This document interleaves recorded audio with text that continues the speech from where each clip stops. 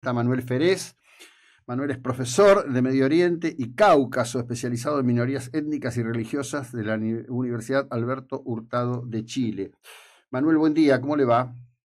Hola, buenos días, ¿cómo estás tú? Bien, bien, bien. El otro día lo vi en un interesante debate con Hanna Beris en FAN 24 y me pareció que era como muy interesante poner su conocimiento en atención de nuestra audiencia aquí en la ciudad de Mar del Plata.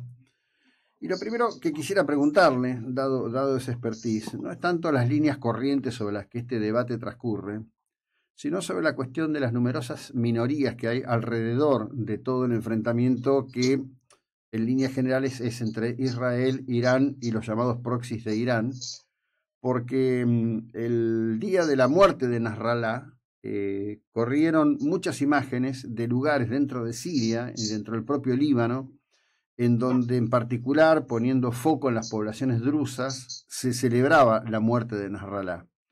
¿A qué responde ese escenario? Bueno, a mí agradezco que me invites para platicar de ese tema porque parto de la idea de que la visión que tenemos de Medio Oriente centrada en el Estado-Nación a veces oscurece tantas minorías que componen estos estados que realmente no están tan cómodas. Para hacer un marco muy general para los radioescuchas, en Líbano tenemos un país que desde su constitución eh, reconocía la distinción de 18 comunidades étnico o religiosas que componen el estado. Entonces tenemos desde los drusos que residen en la parte sur de Líbano, norte de Israel y una parte de Siria donde hay esa triple frontera. Ahí residen los drusos en el Jabal al-Druz, es su zona nativa. Tenemos a los cristianos maronitas, que en su momento era mayoría en Líbano, y del mundo sunita, del mundo musulmán tenemos a los sunitas, tenemos a los shias, tenemos minorías como los armenios, había minorías como los judíos. Entonces tenemos en Líbano un estado multiconfesional. En Siria, como bien mencionabas tú, tenemos a los alawitas, que son la élite gobernante, de donde viene Bashar al-Assad y su élite, este dictador, proviene, igual que su papá, de esta minoría, que es el 12% de la población. Tenemos una población kurda muy importante en la frontera con Turquía, en el Kurdistán sirio. Tenemos, como ya mencioné, a drusos, en su momento había comunidades judías, tenemos a sunitas, entonces tenemos otro también, un país como Siria, que tiene un montón de minorías. En el Estado teocrático de Irán, en la República Islámica de Irán, tenemos muchísimas minorías que son muy invisibilizadas. Tenemos por el este, tenemos a los kurdos, tenemos a baluches, tenemos a lures, tenemos a los aguas, que son los árabes de Irán, tenemos en el norte a mazandarís, tenemos a azeríes, azerbaiyanos también, entonces, y obviamente a los persas, ¿no? Entonces, Uh -huh. estos tres estados que muchas veces no se nos presentan así, tienen una diversidad interna que, claro, como tú bien decías, y aquí cierro la respuesta, cuando aparecen estos conflictos, habría que voltear a ver a las minorías para ver cómo reaccionan. Entonces, el asesinato de Hassan Nasrallah, un líder de Hezbollah que reprimió brutalmente la primavera árabe en Siria, ayudando a Bashar al-Assad a reprimir a los sunitas, drusos y demás, pues fue festejada, ¿no? Uh -huh. Ahora, justamente vos acabas de citar algo que es, yo diría, en línea general es absolutamente desconocido, la condición de pertenecer al grupo o secta alawita. Digo secta porque el Islam considera a los alawitas como un grupo herético, así como los considera a los drusos, que tienen un origen común chino. Eso aparece como absolutamente irreconciliable. Es una disputa que está fuera del pensamiento generalista del siglo XXI, ¿no?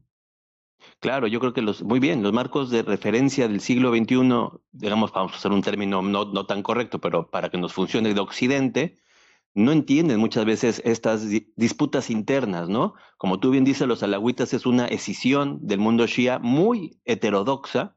Los alawitas son muy relajados en su práctica religiosa. También podríamos abonar a los yezidís, estas Uh víctimas que -huh. viven en Irak, víctimas del Estado Islámico, perseguidos por ser heréticos, como tú bien decías. Entonces, cuando creo yo, y eso es algo interesante, creo yo desde cómo se enfoca desde mi visión y de muchos otros colegas, cuando vemos esta diversidad que componen los estados, la pregunta es, ¿por qué no funciona el Estado reconociendo estas diferencias internas y por qué siguen teniendo estos conflictos que emanan casi casi de un discurso religioso en donde te califican como secta, como tú bien decías, secta que hay que reprimir?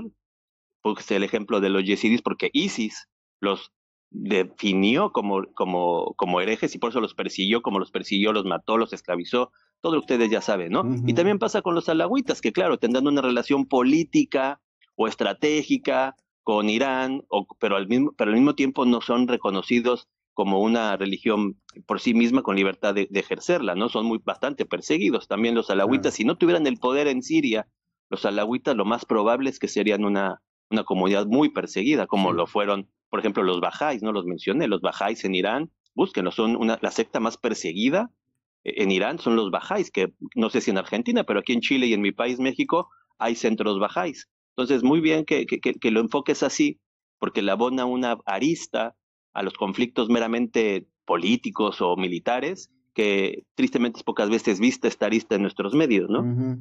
Bueno, en líneas generales, digo esto con mucho pudor quizás, ¿no? Me sorprende en líneas generales la falta de conocimiento, la falta de interés en entender que veo yo, ¿no? Así se trazan grandes líneas, por supuesto que hay grandes líneas, que es el Estado de Israel, la casa común del pueblo judío, su derecho a la existencia, pero sobre todo eso se ignoran este conjunto enorme de variables, porque bueno, yo cité los drusos, hay drusos israelíes, hay drusos libaneses, hay drusos sirios, pero parece ser que esos pueblos no tienen la oportunidad, no tienen la conciencia, no tienen la convicción o no tienen las ganas de ser una entidad en sí mismo, ¿no? Como que terminan adaptándose a lo que les toca en algún punto. Sí, yo creo que sí tuvieron la voluntad de ser. De hecho, ahorita hay dos cosas que quiero comentar porque los drusos están en el conflicto. Recuerdan Ujú, que Hezbollah mató a 12 niños sirios que estaban jugando fútbol en ujú, el norte de Israel con un misil. Eso como que se ha ido olvidando, ¿no? Y ahora el ataque de Irán, la víctima mortal es un palestino. ujú, Entonces, no, cuando lo ponemos en estos términos, empezamos a cuestionar las acciones. Yo sí creo que a los drusos les prometieron un estado en las negociaciones de paz después de la Guerra Mundial, en 1920, 1921, ujú, por ahí, el nacionalismo árabe se los comió, pero ellos, igual que los armenios, igual que los kurdos, se les prometió, fíjate tú, qué mal está armado Medio Oriente en ese sentido, que el cuarto grupo étnico más numeroso de Medio Oriente no tiene Estado, son los kurdos, son 30 millones de seres humanos que están desperdigados en 4 estados, sujetos a discriminación en esos 4 estados, asimilación forzada, perseguidos, negados, y no tienen Estado. Entonces, ujú, si el cuarto grupo étnico más numeroso de Medio Oriente no tiene Estado, es que el Medio Oriente se armó mal. Desde ese armarse mal, estos estados, además de armarse mal, carecieron de mecanismos institucionales para reconocer esa diversidad. claro. Entonces, tenemos un doble problema. Los estados de Medio Oriente se armaron mal. Podemos discutir cómo viven las minorías en Israel, pero yo creo que los datos están ahí.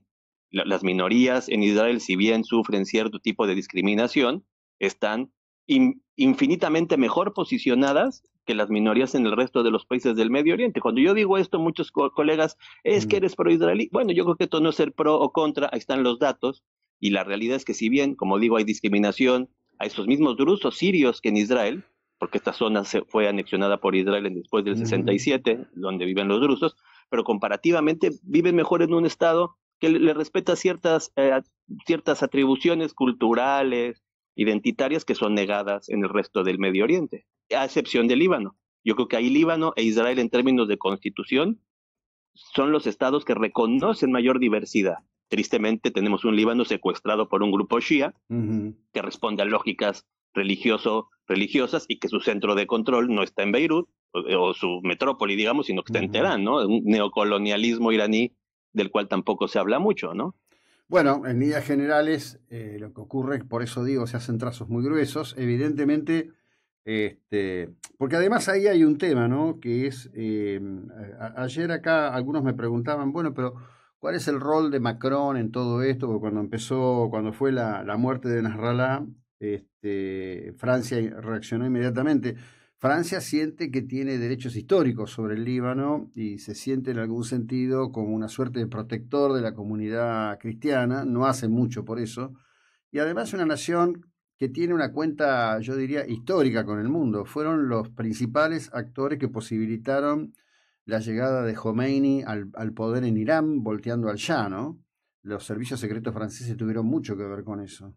Y les Yo, pasa yo de... creo que esta es una muy buena observación porque tenemos todavía los legados del colonialismo francés, incluso no solo en la política cotidiana, sino en la Ujú, mente, ¿no? ujú, Cuando empieza el conflicto en Armenia, cuando los azerbaiyanos agreden a los armenios en Nagorno-Karabaj, también mucha gente voltea a Francia como diciendo, tú tienes que entrar ahí a defender a los armenios. Ahora que tú lo dices muy bien lo de Líbano, también recuerdo hace tiempo cuando Macron va a Jerusalén de visita a Israel, va a una iglesia y legalmente Francia tiene que cuidar a esa iglesia, ¿me explico? Esa iglesia está bajo protectorado francés. Entonces, efectivamente, muy buena pregunta, casi nunca me la hacen. Hay un legado colonial europeo, tanto en la práctica como en la mente, sí, que, sí. que sigue como, oye, ven, tengo un problema, a ver, venme a ayudar porque tú fuiste mi metrópolis. Bien, bien paradójico esa disyuntiva en Medio Oriente de, por un lado, rompamos con el colonialismo, pero muchas veces acaban replicando actitudes colonialistas y, por supuesto, Francia en la reflexión sobre el desastre que es Medio Oriente contemporáneo tiene un lugar particular, como también lo tiene Inglaterra, pero también como lo tiene cada estado, que llevamos más de 100 años, imagínate, más de 100 Sí. años, y seguimos con problemas bien estructurales que no son resueltos por los propios actores de la zona, ¿no? Entonces esa doble mirada del colonialismo que todavía está presente, pero también la falta de exigir responsabilidad a los estados de Medio Oriente que sean medianamente funcionales. Los únicos estados de Medio Oriente que funcionan, además de Israel, o son como Turquía e Irán, que son represores,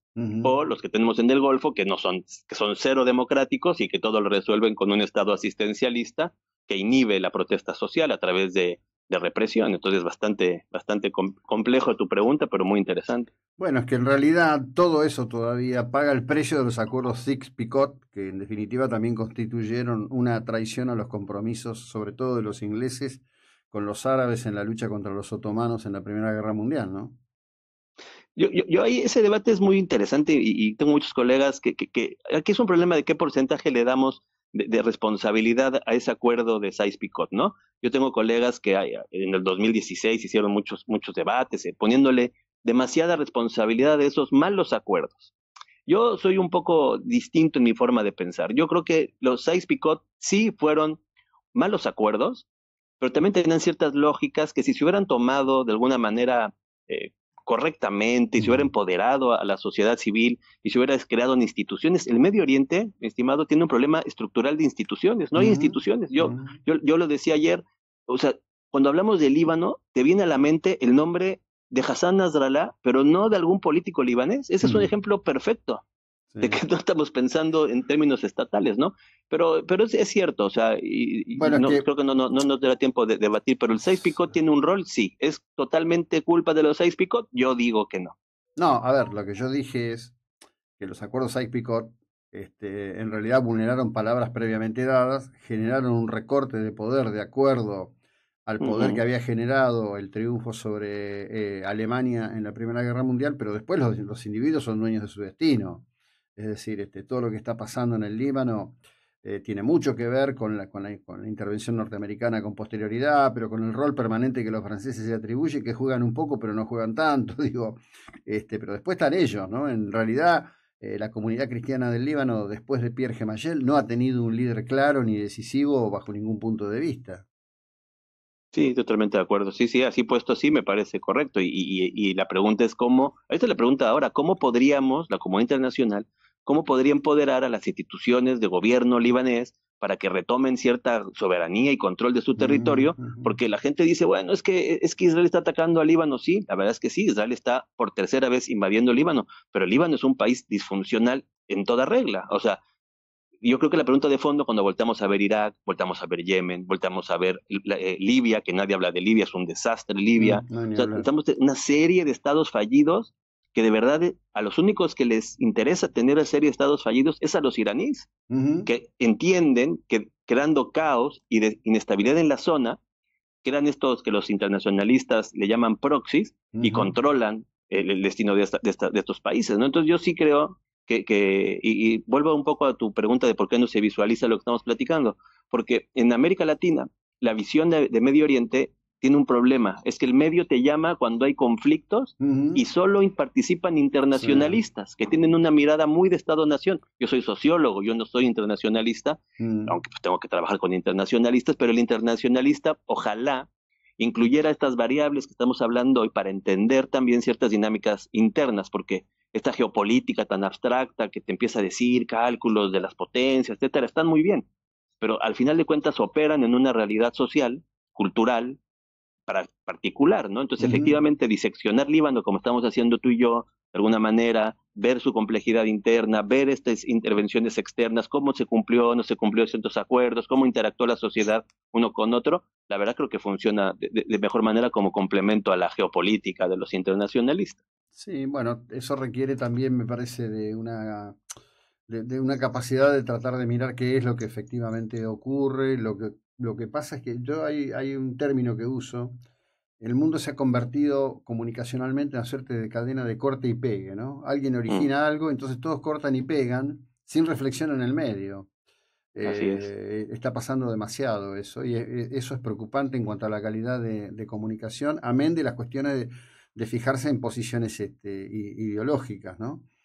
Completamente de acuerdo. Me pongo de un lado, me pongo del otro, todo es en blanco y negro, y así funciona mal, pero funciona, en definitiva. Bueno, un placer esta primera conversación, no será la última seguramente. Gracias por el tiempo y la ilustración, muy amable. Muy interesante, que estés muy bien. Bueno, gracias igualmente. Bueno, a quien escucharon y con quien compartimos es Manuel Ferez, él es mexicano pero reside en Chile.